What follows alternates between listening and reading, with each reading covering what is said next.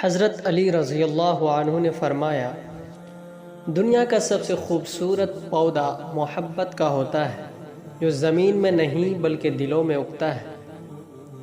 اگر تم موت کی رفتار کو دیکھ لیتے تو امیدوں سے نفرت کرتے اور کبھی ان کو پورا کرنے میں مصروف نہ ہوتے۔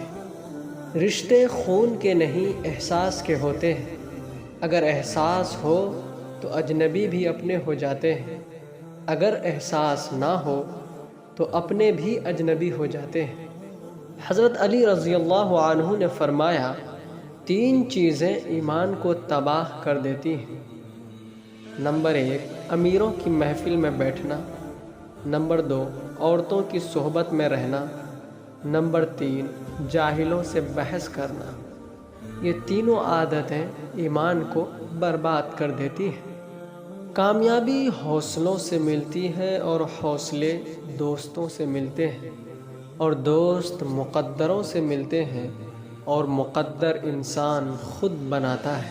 حضرت علی رضی اللہ عنہ نے فرمایا، جس نے تمہارے ساتھ برائی کی ہو اس کے ساتھ تم احسان کر کے اس کا بدلہ دے دو، کیونکہ احسان بد زبانوں کی زبان کو بند کر دیتا ہے۔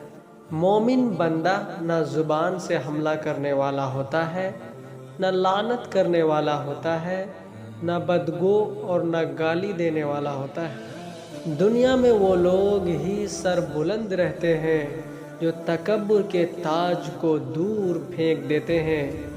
حضرت علی رضی اللہ عنہ نے فرمایا، نیند 4 طرح کی ہوتی ہے: انبیاء کی نیند، نمبر 2 مومن کی نیند، نمبر 3 منافق کی نیند، نمبر 4 شیطان کی نیند۔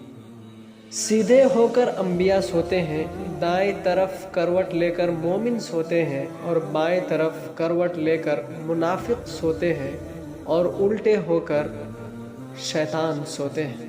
ایمان اور حیا 2 ایسے پرندے ہیں کہ اگر ان میں سے ایک اڑ جائے تو دوسرا خود ہی اڑ جاتا ہے۔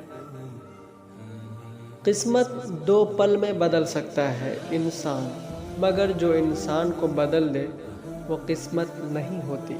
ہر انسان اپنی زبان کے پیچھے چھپا ہوتا ہے۔ اللہ کے نزدیک سب سے زیادہ گنہگار چیز جھوٹ بولنے والی زبان ہے۔ حضرت علی رضی اللہ عنہ نے فرمایا، خوش مزاجی خوبصورتی کی کمی کو پورا کر دیتی ہے، لیکن خوبصورتی خوش مزاجی کی کمی کو کبھی پورا نہیں کر سکتی۔